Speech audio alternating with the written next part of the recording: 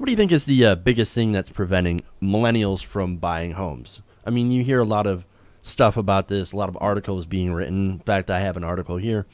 Is it the question of income inequality? I mean, the problem of income inequality is that what's, or is it stagnant wages, or is it a lack of good paying jobs? Is it any of these I think things? it's because we're lazy and insist on having our iPhones. That must be it. That's At my least, guess. actually, according to this article from an Australian millionaire named Tom Gurner, it's actually the fact that we have that we spend money and waste money on avocado toast.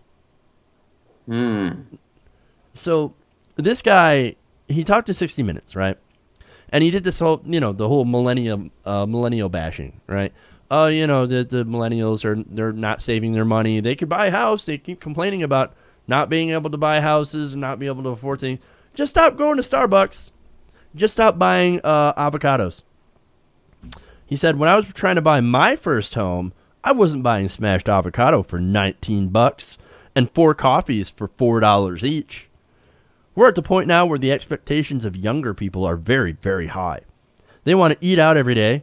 They want to travel to Europe every year. Okay, yeah, what millennial is traveling to Europe every year? Not this guy. Not this guy. The people that own homes today worked very, very hard for it, saved every dollar, did everything they could to get up the property investment ladder. So this is nice millennial bashing. So hey man, I'm a millionaire, but you know what? I earned my house the hard way. I saved up all my money. I didn't buy anything. I didn't buy soap for a year, for 2 years. I smelled like shit, but goddamn it, I got a house. Yeah, I'm sure Ridiculous. that's the way it went for that guy. First of all, I think he's missing something pretty crucial here. Well, he's missing many very crucial I things. actually do but, have some fun but here's facts. one. Here's one that we'll start with. Most millennials, starting with our era of millennials up to the current one, they do have a house right away. That house is called student loan debt. They've already bought a house. That's the house that they bought. It's student loan debt. They have to pay that off. So the idea of investments like that are kind of alien to them. Past generations have not faced that to the severity that this one has. So first of all, there's that. Second of all, the housing market is a lot different than it used to be in our parents' generation. The strength of unions is, grossly different. We talk about that on this show a lot. Yep. The economy is way different. The millennial bashing is so backwards to me, and I'll always feel this way. Our parents' generation, the baby boomers, were handed a surplus economy. They were handed affluence, and they actually, over time, made it way worse. They handed us a not so great. This generation is arguably among the first generations, as far as contemporary United States goes, to not have it as good as the generation before them, to not have it better. We're going backwards, and they were handed affluence. Meanwhile, the millennials were handed a pretty not so. They were pretty much handed a depression. They were pretty much handed a depression.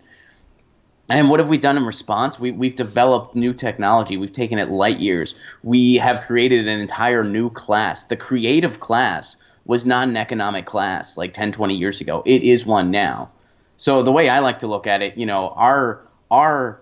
we were handed moldy apples, and we managed to make apple pie. Generations before us, they were handed an apple pie, and they just put LSD in it.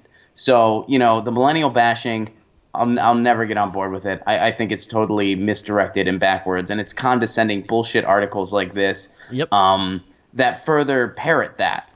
And we've heard similar things. There was, I think it was like a Republican politician that said something like, "Oh, everyone could have health care if people didn't insist on having an iPhone." Yeah. A $300 phone. That's what's keeping you from health care, because we can totally get health care plans for $300 a year. That's for real 2 easy. years or for 3 years or however long your phone lasts. Yeah, right. And I will say I'm not a huge fan of avocado toast either. And I do think the toast trend is kind of It's kind of like stupid, and it is very Yes. trendy and quite overpriced. I mean, people will spend like $4 to $6 on a piece of toast. You can make that at home for, probably about 30 to 40 cents. Yeah. But to use that as an excuse to bash a generation and say this is the reason for like stagnant housing, it's just a fluff piece. It's just a Mm. lazy fluff piece, so that other people in their ivory towers of privilege can read it, and pretend like they have insight as to anything on what the average person is going through. Yeah. Let me also address avocados. Disgusting. Man, Maybe that's I why. No, got I I got actually to be I don't even careful have a because if house. Big Brother's listening, there's going to be someone that takes me by a noose and pulls me out of California. Sure. But I'm not a big fan of avocados either. I wouldn't say they're disgusting. I do enjoy them, but man, like especially here, and I know it goes on like across the country, but especially in California, like you'll get a sandwich and it comes with avocado, but it's not like a thin slice, man. It's like a pile of avocado, and it's like it ruins the sandwich. It's too much. It's way too much. Like I got a ham and Swiss sandwich once, and there was avocado on it. If it would have been a thin slice, it would have been a great addition. There was like also apple on top of that. And the apple was sliced thin. The apple made sense, but the avocado was like just this mound, and it just ruined the sandwich for me. Like it just totally ruined the sandwich for They're me. And so they're overdoing it. they're overdoing it big time, Overdoing man. it big Like time. Okay. they're really overdoing the avocado thing. And I'm on a diet right now that like I'm avocado is a sorry. really good thing to eat. And I just can't. My girlfriend can have the mound. She's into it.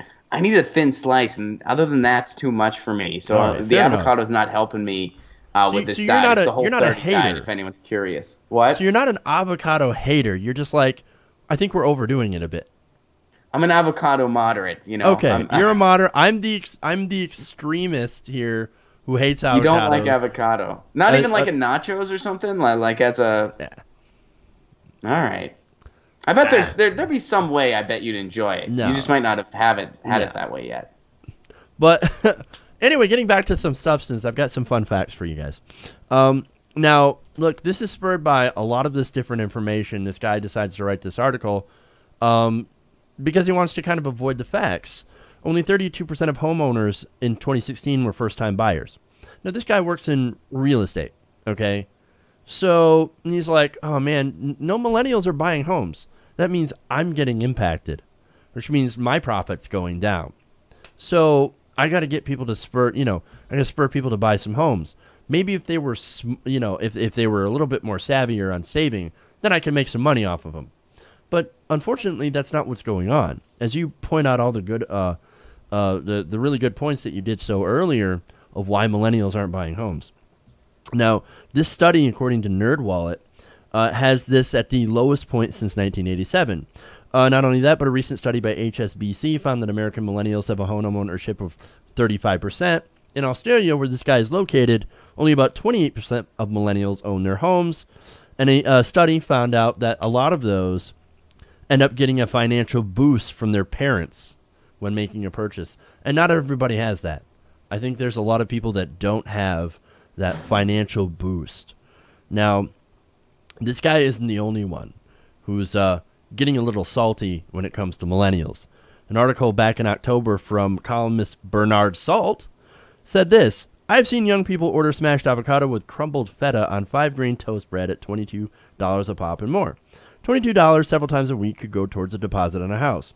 Okay, it could, but according to some of the numbers, you could stop doing that stupid avocado toast, and I suggest not doing that anyway because it's stupid and it sounds gross. But anyway, you could save, quite a bit of money a week, $100 like a week. All right, if you have it every single day, which I doubt people do. It still take you a lot of money to save up for a down payment on a house, especially when according to some numbers in 2014, according to the National Association of Realtors, found that the median price of an existing home sold in the U.S. is $188,900. That's a lot of avocado toast. That is years and years worth of saving up. So what are you supposed to do? And besides, that is just a median, right? Take where you live, Ron. Take San Francisco. some of the highest housing prices where homes can be up to $1 million. Okay. Yeah. Yeah, more than that, man. I Or mean, more than that. Like, I don't know if I'll ever own property here in Los Angeles. I have and a ironically, feeling if I ever want, yeah. Yeah. In Detroit, of course, that would like buy an entire block. But I'm saying it, You know what, it man? does vary. I love Detroit a bunch, and every time I'm in that city, I'm worried that if I get drunk enough, I'm gonna just impulse buy one of those like houses where like you know like they're pretty much giving the house away, but you have to fix it up and get it up to code. Yeah. Like I'm worried I'm like gonna be like, oh man, this house is $500. Fuck it, I'm buying it. And then it's like yeah, there's no electricity or running water. Like there's something crazy about the house, and I'm like, oh shit, I have no clue how to get this up to code. But I love Detroit, and you know. Being a Los Angeles guy, I do entertain the idea that if I ever were to own property, it would be elsewhere. And Ann Arbor, Detroit, those are places on my list where I could have a second base at some point. Yeah, but, and that's down the road. That's down the road in the world of Ron.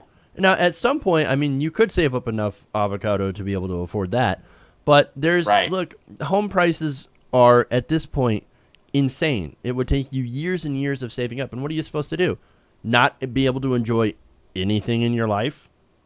Okay, I'm going to give up everything that I enjoy. I'm going to give up coffee. I'm going to give up eating for the most part, at least eating anywhere or eating out at any time. Beans and rice for the next 20 years, and I can afford a home, maybe. Yeah. It's just an intellectually lazy hypothesis that doesn't even deserve. I mean, it's just a fluff piece. It's just a pop culture or pop political fluff piece. And, you know, it's just basically an older generation bashing on a dumb trend that a younger generation has. Every young generation has dumb trends. I mean, that'd be like if this article came out during our parents' generation, they'd be like, "Oh, these boomers or whatever, they could buy houses if they just weren't buying vinyl records all the time." That's bullshit. And buying vinyl records is really cool. I still buy vinyl because I look like this, and I'm wearing a Jethro Tull T-shirt. So you know, it's just your typical.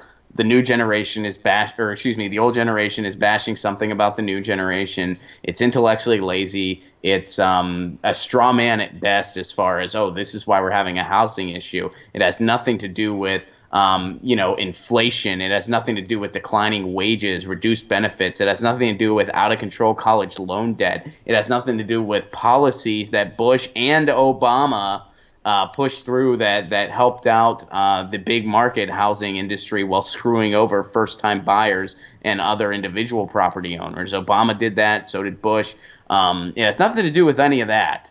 It has nothing to do. It has everything to do with avocado toast, which I agree is stupid. But come on, but this article sucks. And he does have an underlying point, is that save your money.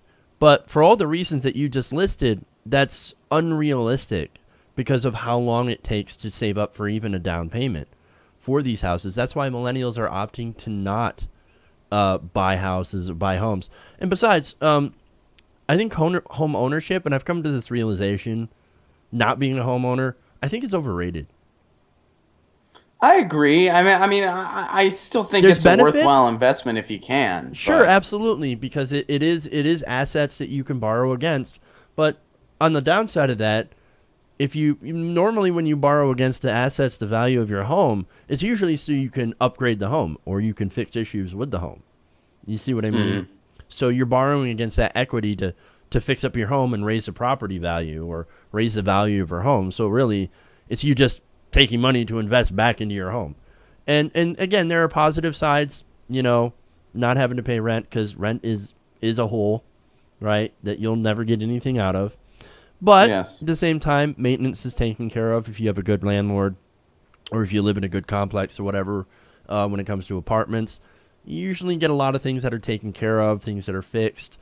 Things are usually up to code pretty well if you're living in a decent place, as I said before. And so there are benefits, and then there are downsides, neighbors, people, etc. No parking spaces, So there's ups and downs, but I do think this general sense of you need to own a home if you're going to be at all successful, I think that's a little unfair, and I think that makes it a bit overrated. Yeah, no, I do think it's overrated. And, on a personal note, this is somebody you're looking at somebody that used to own a condo in Nashville, and I do not own that condo anymore. And that condo has probably doubled in value right now because of how fast the city is growing, and it's really blowing up. So, so my personal experience has not been great in that department, but Right. but yeah, I do agree with you that it is slightly overrated, especially in today's world. Hey everybody, thanks for watching this video. If you want to see more like this, please hit the subscribe button below. And if you want to support truly independent progressive media, please consider becoming a patron at patreon.com/TYTNation.